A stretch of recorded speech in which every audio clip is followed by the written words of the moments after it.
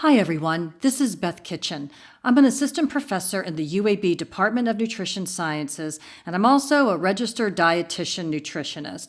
And one of the big questions I've gotten from a lot of my friends on social media during this time of physical distancing and the coronavirus is, how can I control my cravings and my excess snacking that I'm doing? So that's what we're going to talk about today. So cravings, that desire for foods that typically are not the healthiest for us. When we have cravings, it's not typically for carrots or salad, right? It's for chocolate or chips. Those are the things that really comfort us. And there's nothing wrong with that. But sometimes if we're overdoing it, it can really interfere with our health goals. So these food cravings, why do they happen? Well, it might just be proximity. They're close by, less structure. As our jobs have changed, those of you who are working at home, proximity, less structure to our jobs, that's a big problem. Things like procrastination, boredom, and then of course, again, in the time of coronavirus, things like anxiety, worry, and stress, and all of these can lead to, again, food cravings, which can lead to excess snacking. Sometimes it's something as simple as a trigger like watching TV. Or it might be more internal cues, again, like those emotions that we're all feeling pretty strongly right now. So let's start with distinguishing between true physical hunger and appetite. So if you're hungry, you need to eat. So basically, most of us, our bodies are designed to feel hunger every 3 to 5 hours. And so make sure that you're paying attention to those physiological cues and answering them with eating regularly scheduled meals. Now, appetite, that's the desire to eat. And you might have the desire to eat because, again, you're truly hungry. But we can also have the desire to eat due to emotions or other cues like watching TV. I know that for me, I can eat dinner, but if it wasn't something that I really enjoyed, I still want to eat something else. I still have that desire to eat because I didn't get that sort of emotional satisfaction that I like to get from my food. So again, if you're finding that you really truly are hungry and you're skipping meals, start to schedule regular meal times to whatever you need, whatever suits your body. For most of us, again, that's 4 to 5 hours. So make sure you're having those regularly scheduled meals.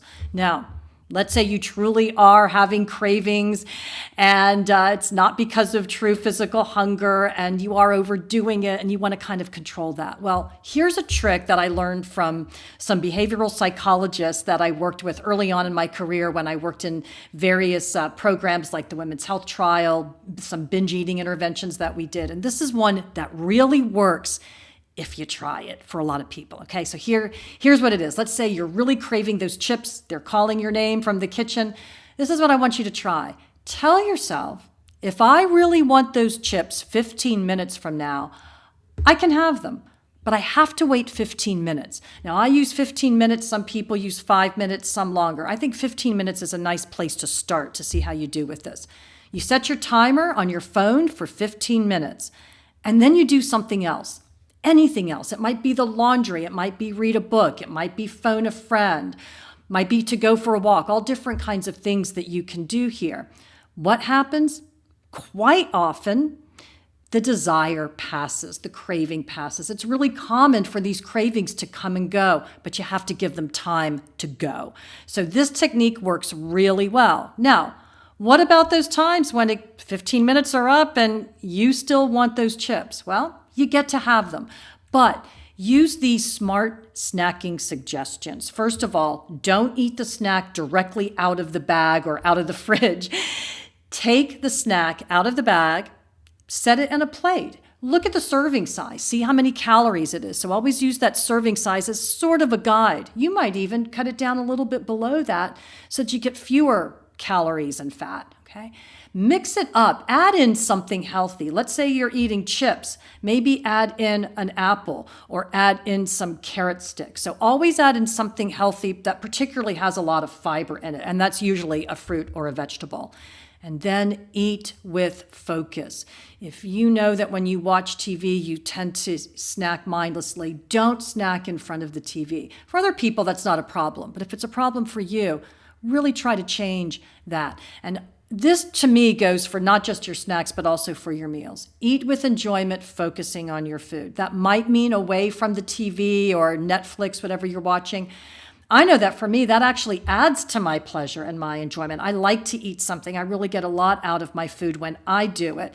But not everybody is the same. So find whatever works for you. It might be listening to music. It might be talking with a friend now over FaceTime, right? Not in the same room unless your family is living with you, right? So think about that again, that social distancing. But really focus on the food. Now, here's another tip. If you know that you crave foods at the same time every day, ambush your craving. And what I mean by this is plan ahead. You know it's going to hit you at 3 o'clock. Maybe you go out for a walk at 3 o'clock. Or maybe you have a preemptive snack to satisfy that snacking urge. Some really healthy ideas for snacking are things like peanuts, almonds, peanut butter and crackers. Those are some things that can really satisfy your urge. If you do try to have something healthy, say like carrot sticks, I always recommend adding in some fat. That might be dipping those carrot sticks in peanut butter or ranch dressing. Not only will you feel more satisfied, it'll fill you up, but you'll also absorb that healthy beta carotene from the carrots. You really don't absorb very much beta carotene when you don't add some fat in. So it's actually a little healthier for you. Okay. Now, the other thing here is if you're finding that you tend to be excessively snacking due to stress, which is pretty common at this time, right? Try to think about ways that you can control that stress. Do some healthy things like meditating, maybe prayer, any of those spiritual things that are meaningful for you. You might find that that's helpful. And again, sometimes phoning a friend and sharing your feelings can really make a big difference. And of course, there's always exercise. You can use this in your time distancing technique. Some research shows that when you exercise, your cravings tend to diminish. One study even showed that when people exercised 5 minutes every hour, so they didn't even have to do a lot, but 5 minutes every hour, it decreased the amount of snacking and cravings that they had. So that can be very useful as well. Doesn't have to be walking. It could be other forms of exercise that you can do in your home. Stretching, you can see somebody's doing lunges there, all kinds of different things.